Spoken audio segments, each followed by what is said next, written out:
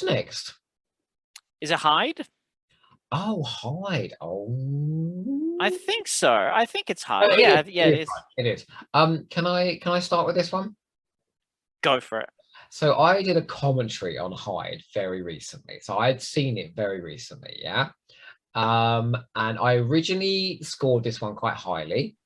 And when I went back to watch it pre-commentary, I found it a lot more disappointing.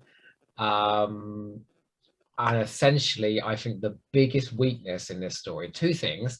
One is I thought that Matt Smith and Jenna Coleman sabotaged the atmosphere of the episode at every turn by behaving like a pair of sitcom characters all the time in what is essentially a haunted house story or a ghost story. And two, whilst it's probably the best of the episode, the 5 minute detour in the middle of the episode where they go off in the TARDIS. Yeah. What's the one thing you don't do in the middle of a horror story is you abandon the location to the safety of the TARDIS and then go and do some weird time travel, timey-wimey, Stephen Moffat stuff. Now it's fun. That middle bit is fun, but essentially all the atmosphere this episode's built up to that point is gone. I see. I love that scene. No, it's good. It's really, really good, and it's visually the best of the episode, I think, as well.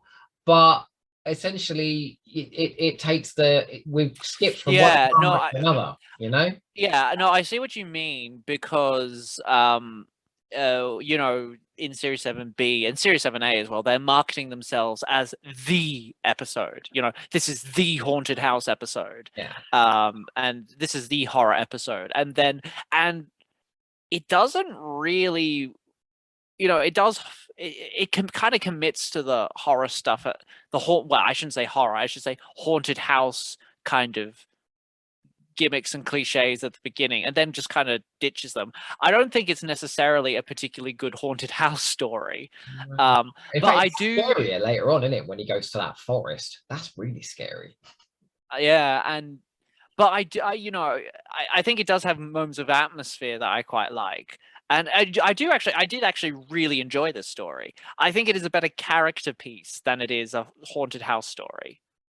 Can I make an unfair observation that you're not going to agree with? Okay. So I said this in the commentary as well, but it's so good, it bears repeating. And that is, I think that Gray, what's his name? Give me a sec. I will remember. Jessica Raine and the Professor guy, yeah? They make a better Doctor and companion than the Doctor that we get. I don't think I agree with that. Well, what an incredible surprise there. But I do think they are written kind of as an earthbound Doctor. But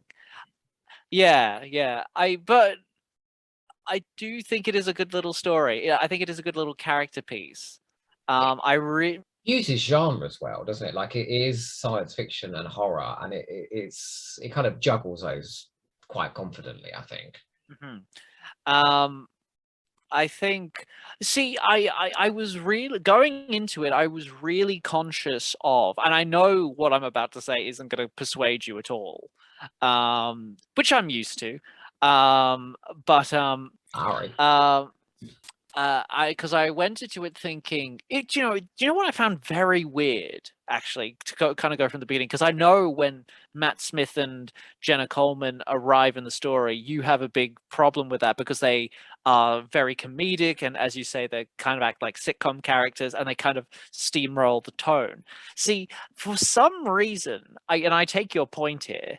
I see why that would completely dampen the mood for you here, but for some reason it doesn't do that for me, whereas I think it does that for me in a town called Mercy, where I'm just like, they're all kind of real. The Doctor is really drawing attention to the fact that he's in a Western, and it annoyed me, whereas for some reason the Doctor drawing attention to the fact he was in a ghost story didn't bother me here for some reason, and I can't really explain why. Okay. You're right. I'm not convinced, but I'm glad you said it. Well, but that's not my. That also wasn't the main point I was going to make. The main thing with the performance in the beginning is I think it is in the script and in the performance, it is a deliberate choice that the Doctor arrives and he's like, "Ooh, we're in a haunted house story," because there is that moment later on when they're in the they're in the I forget what it's called when you're with the photochemicals when you're putting them in water. Oh, yeah, the developing room. Yeah, the developing room. There's a moment where the Doctor is putting the photos they've taken of the Spectre, and he says this isn't she isn't what I was expecting her to be, and he's like, what were you expecting her to be? Fun. And for me, that made sense of the earlier comedic performance because it's like, oh, they were expecting just a fun haunted house story, and they end up with something a lot more unhinged and spooky, and so then they have to tone it down as they go. It's very meta. Are they aware they're in a TV episode then? We just wanted a fun haunted house story. Yeah, well, I mean, it's not unusual for Doctor Who to go, we're going to do something fun, and it kind of spirals out of control. Well, the Unicorn and the Wasp. We're in a fun murder mystery story. Yeah, yeah. That's true. But it's different with a comedy though than with a haunted house. I have to mention the fact that this turns into a love story at the end, okay? Because that's just fucking weird. All right, that we've got this. Okay, I'm not saying that disfigured mutant creature cannot find love. We wouldn't be doing this in the classic series, would we? We would not be doing this. You would not get to the end of the Green Death and say, well, it was all about those two maggots and they're in love. Like, yeah, they'd all be blown to shit by the end of the episode. What the hell? So weird. And hang on top of that bloody Moffat thing of Hilla Takorian. Yeah, there's a Chibnall name if ever I heard one. Hilla Takorian turning out to be a descendant of Jessica Raine and Dougray Scott's characters. Yeah, it's kind of a dry run for Danny Pink in some ways. It's very convenient is what it is. Sorry, Orson Pink is what I meant. Yeah, her character is quite a bit of a letdown because she is just a cipher. She just turns up and then runs, and that's about it. But she is in the costume from Delta and the Bannermen.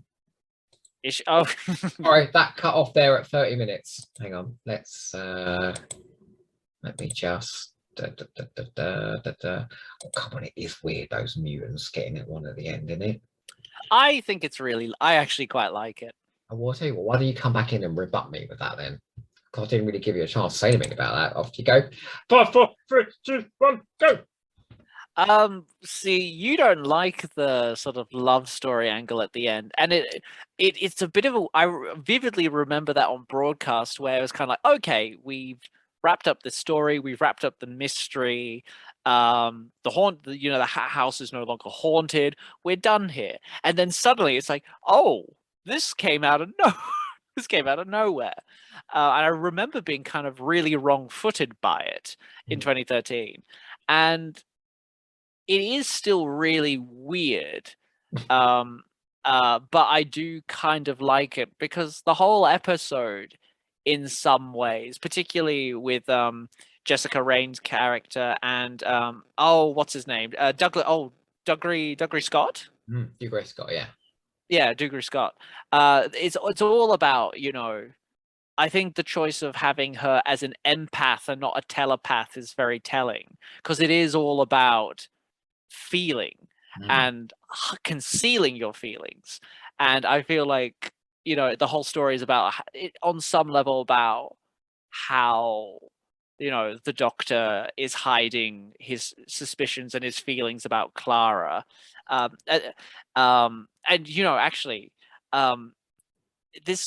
Jessica Raine gets one of my favorite lines in the episode at the very end where he's like, so she's just an ordinary girl. Why? Isn't that enough? Which I was kind of like, that's showing a bit of. But I think we've established in this podcast so far she's not an ordinary girl because I can't buy into her at all. Anyway, sorry, continue.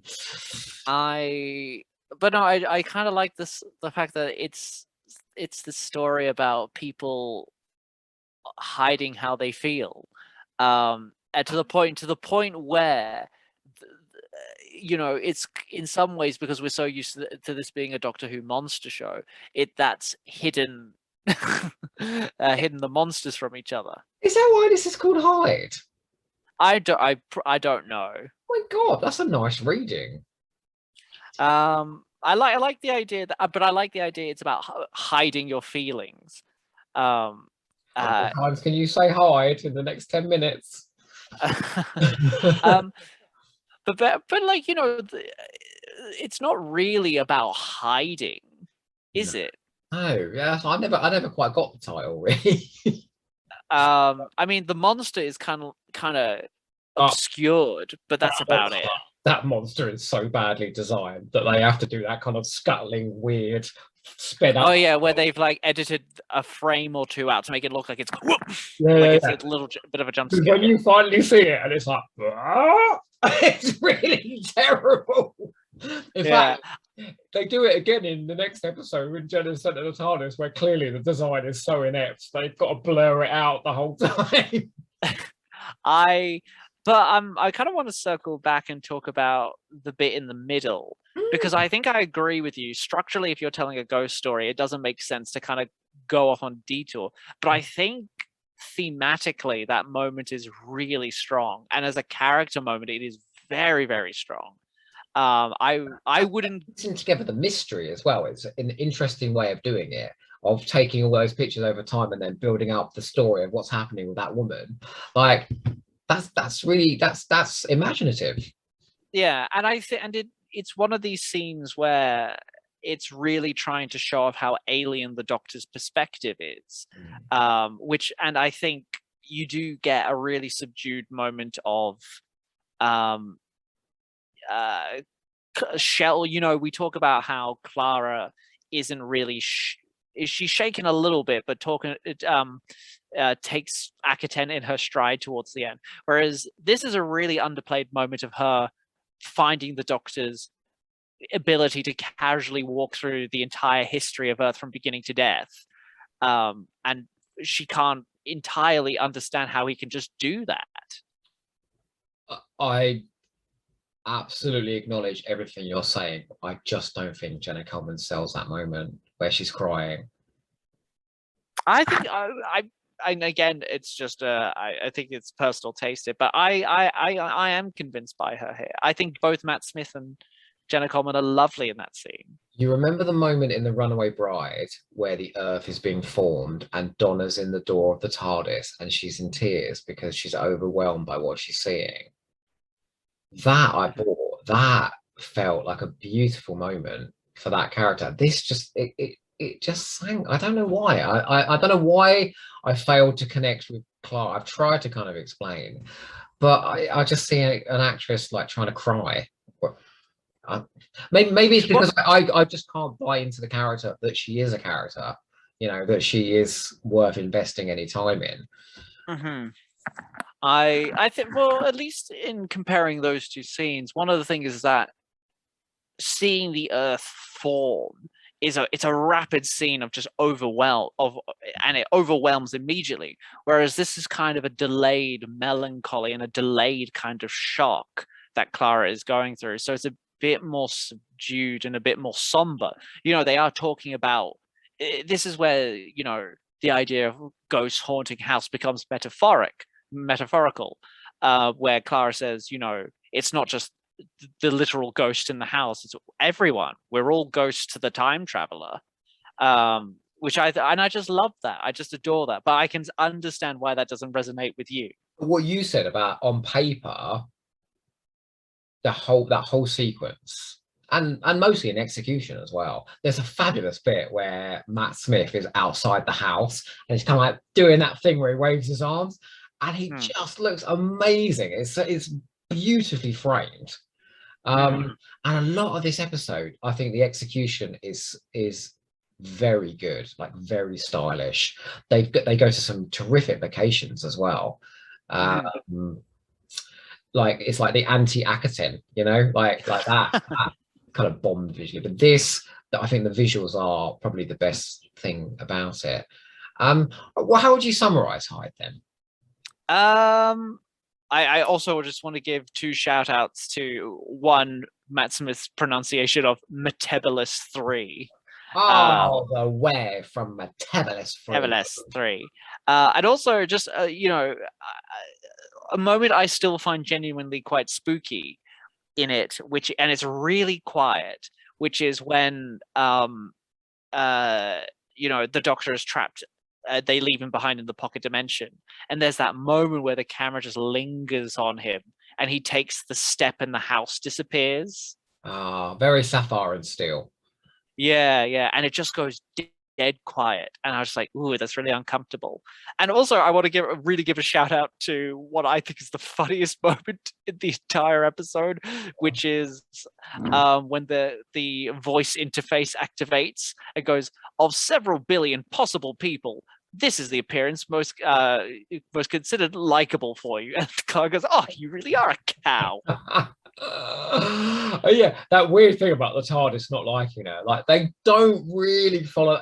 The next episode is called Journey to the Center of the TARDIS, and they absolutely could have played on that brilliantly. And it's never addressed. But yeah, in summarizing Hyde, I think it's not necessarily a very good haunted house story, but it's brooding and melancholic and very characterful.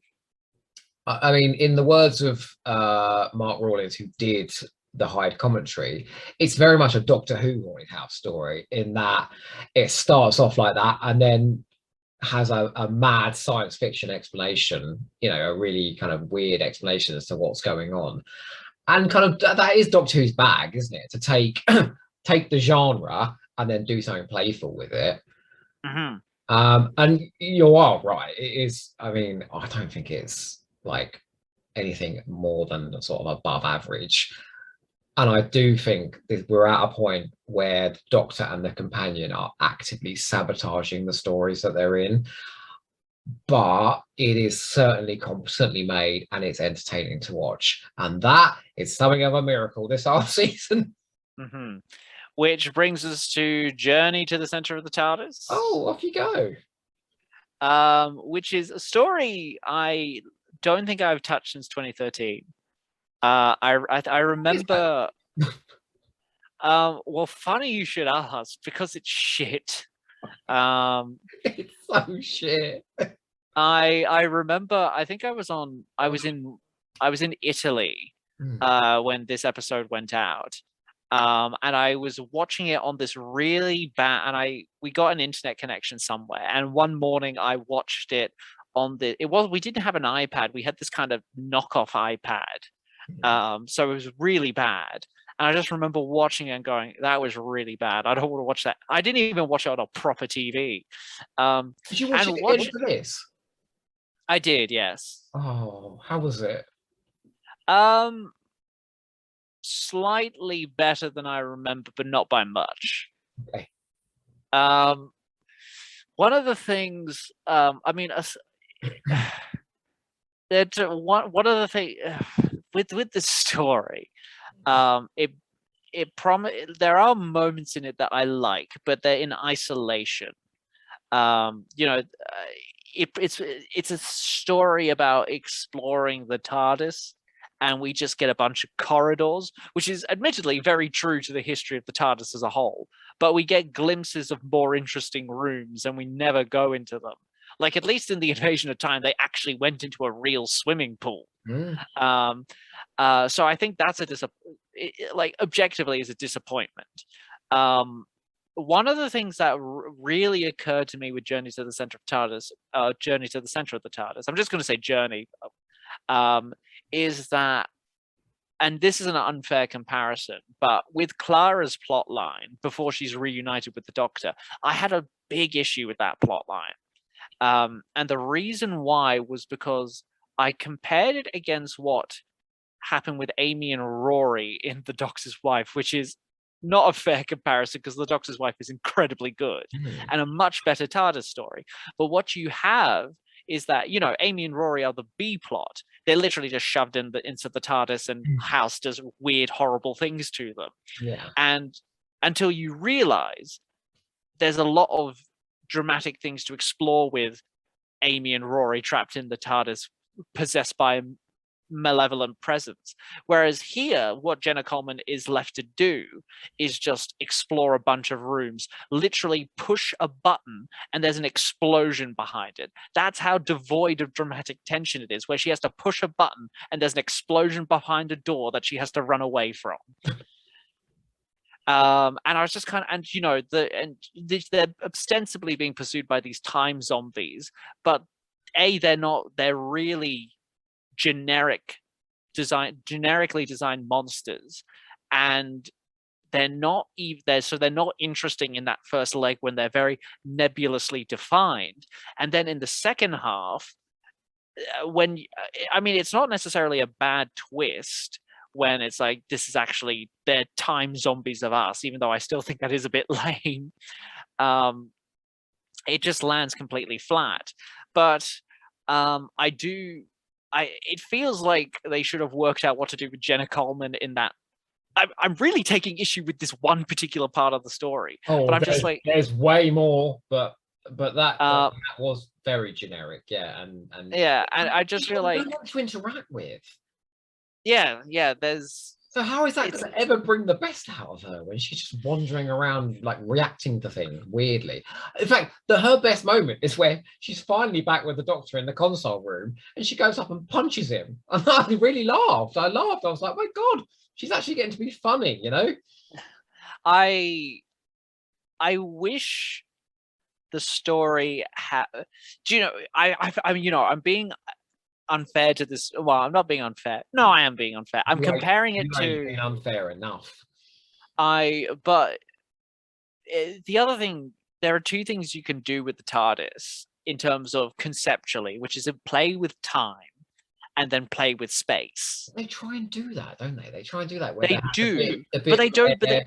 Where it's there's like echoes of other conversations. Clara even that just feels thrown. It feels like a lot of things thrown in, and none of the ideas really go anywhere or explored in any. They're not explored in a fun way. They're just kind of like presented. It's like a slideshow of time travel possibilities, you know? Yeah, and which is a real problem, because there are like genuinely good ideas. Like I really do like the weird room that has this this tree of metal globes which the scanner says has an incalculable value, and that it is worth everything. And I like that they're all like, you know, our favorite thing, which is the Encyclopedia Gallifreya, which is just like, you could build a story around that, just that simple idea. That brilliant idea. And then but part of it is that none of it is really dynamically engaged with. Like, you know, they walk into the Eye of Harmony and it's just Matt Smith standing on a bridge explaining what the Eye of Harmony is. And it's like, that's not interesting. Well, you know, I said to you when Moffat's era just like started wanking off Doctor Who continuity. That is exactly what's going on here, you know?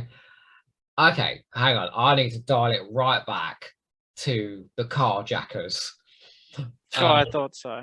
Well, okay, first of all, massively problematic. For the first time that I can remember, there are 3 characters who are people of color, yeah?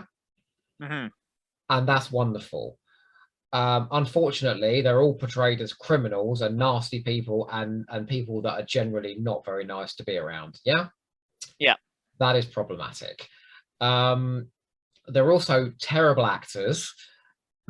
One of them is particularly awful, but none of them is especially good.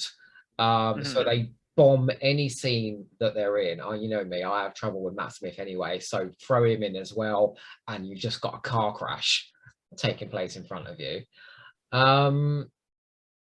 The insanely, staggeringly stupid twist about the brother not being an android. Oh God, I remember on a level I cannot conceive. it makes the Guy Crayford eye patch twist in the Android Invasion look like high art. Yeah, I remember that when I first watched it, I was like, that is one of the worst twists I've ever seen. And I was kind of hoping that maybe in some kind of, metaphoric, subtextual level, maybe it was interesting and clever. But I was like, this is actually just really dumb. Terrible, like, and terrible on top of a load of other terrible things. Another thing I want to address is how this episode starts to cohere the Clara narrative. And finally, we have a dialogue between the Doctor and the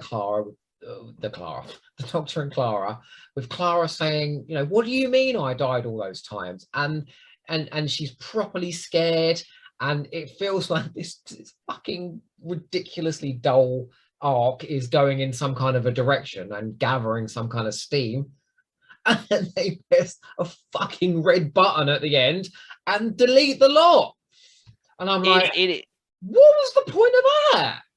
It's quite unforgivable what they do. And I know in Name of the Doctor, the events of those episodes leak back into her memory or something. But because there's that scene where they're exploring the huge TARDIS, and they're going through the levels, and the memories kind of filter back into Clara's memory. But I still think it is ridiculous, because the thing that really frustrates me is that when Clara confronts the Doctor on the bridge, I think Matt Smith and Jenna Coleman. Good scene. It's a good scene. It is a good scene, and the bit on the cliff face, which is when Matt Smith is being really quite horrible to her, when he just says there's no point in me lying or being secretive. What the hell? It's when he's like, what are you, a trick or a trap? And she says, I am properly scared, and I'm like, oh yes, an actual emotion from Clara. Yeah, and it's that moment, and I just wish, like, the moment where he pokes her face. It's like, oh, you're just a normal, ordinary person. It's a delight. I love that moment. And when as good as the bit in Time and the Rani where he grabs Mel's wrist and goes, Mel. It's good. So it just irritates me to no end that, and I assume Steve Thompson thinks he's being really clever in acknowledging that what he's doing is hitting a reset button by actually saying it's a reset button. But I was just like, that is just the most annoying thing you could have done, especially with the whole time crack kind of thing as well. I mean, at least it never happened. Like, we can take that from the big red button reset. This whole fucking debacle never happened. That's but we true. still had to watch it. One bit I actually did like, other than like these. So I think the things I've identified that I liked is the Encyclopedia Gallifrey, the two confrontations between the Clara and the Doctor. 5 minutes. Yeah, 5 minutes. I actually do like the scene when they go into the engine room and it's exploded. 8 minutes. And I do actually really like the way Matt Smith plays that scene when he's kind of heartbroken at how where it's that line he has where he's like, she's always been there for me, and when it's my turn, and now it's my turn and I can't help her. And it's a small moment, but I like it. I like it a lot. Beyond that, what's so annoying about this is it's constantly presenting it as if this is the most amazing thing ever, and the most high stakes ever, and the most danger they've been in. And it's just so pedestrian, all of it. There's a distinct lack of imagination in like the concepts it's throwing out, in the characterization of the guests, in every dramatic twist in this episode is so predictable. Yeah. That's so dreary. And even with the brothers, there is something really fun in the idea of salvagers trying to steal bits of the TARDIS, but it is so undynamically I like the grabber. written. Grabber that comes and gets the TARDIS. With the I like the fact rock. the TARDIS is on the walk. I always love it when the TARDIS is on the walk. I don't know why. And the Doctor climbs out of it, and it's on its side like that. Yeah. Whenever it's always fun to see. It's especially in another much better episode, which is the 11th hour, when you see Matt Smith climbing out of the box. Conceptually, yeah, Journey to the Center of the TARDIS. This could have been the weirdest, the most psychologically damaging, the scariest Doctor Who story of all time. And it's basically, I hate to say, it's been handed to somebody who just can't write for shit, What's the other one he did? He did Curse of the Black Spot and Time Heist. Time Heist is quite fun. Which he co-wrote with Stephen Moffat, I believe. Maybe he wrote all the fun bits then. Time Heist does have a few issues. Maybe they were just Steve Thompson's. Steve Thompson, is it? Steve Thompson, yeah. Yeah, and apparently he wrote some Sherlock as well. And I'm reliably informed they're the worst episodes. That's actually not true. He's actually written the consensus best episode of the whole show. What? Really? Although one has a suspicion maybe some other people maybe had a tinker. Which episode was it? The Reichenbach Fall, which is the episode which is responsible for the famous cliffhanger in Sherlock, which is when he, spoiler alert, jumps off a building. Is that the one that starts with the theft of the crown jewels? Yes. God, that beginning was amazing. Where the hell was that imagination in this? Yeah, it beggars belief. But yeah, the thing with Journey to the Center, it not only does it have these ideas that it sucks the fun out of them, yeah. It presents them in such an undynamic way, because I think one of the aspirations of this episode was to make the TARDIS feel like a dangerous place again. And I feel sorry for the director, because I can't remember who directed this story, but I think I'm assuming it's probably a man, to be honest. I think he's trying everything he can he's doing all these weird kind of angles, these kind of zoom ins and zoom outs. He knows how bad this is. He's trying hard. But he just doesn't have much to work with. So you're right. The scene set in that weird glowing tree, and the scene with the exploded thing all around them, like visually it's arresting. But the narrative is so boring that it doesn't matter. Yeah, and one of the things that I don't like, I mean, other than the fact that it's set in dimly lit corridors all the time, is they've taken this beautiful set, which designed by Michael Pickwoad in its first year, and I understand that the whole point is that it's been trashed and destroyed, but they've just made it look really tatty. Yeah. Well, I'm assuming Pickwoad, did he not design the rest of this then? He would have done, yeah, but he could have designed some bit more exciting corridors than that. Gordon Bennett. Gordon Bennett. What was I going to say? I don't know what to say about Journey to the Center of the TARDIS beyond the fact that it is hideously boring, and it has no right to be. It should be the best new series episode. It had the potential to be. I think I would summarize it as saying, if you want to see a more interesting episode that plays with the TARDIS's sense of time, go watch Go watch The Doctor's Wife. That is Logopolis. If you want to see an episode which plays with the TARDIS's sense of space, watch Logopolis, Castrovalva, Flatline. Oh my God, like Flatline just shows you this done brilliantly well, doesn't it? Like Flatline's so good. And it's not even really set in the TARDIS, is it? But it does more fun with the TARDIS than this does. Yeah, because you, as I say, you have two things you can really play with the TARDIS, which is with dimensions and time. Yeah. And this story doesn't really do anything interesting with either of those. And every character in this, including the Doctor and the Assistant, are tedious. And I don't want to spend time with any of them. Well, how about we don't, and let's move on. Okay. Hang on.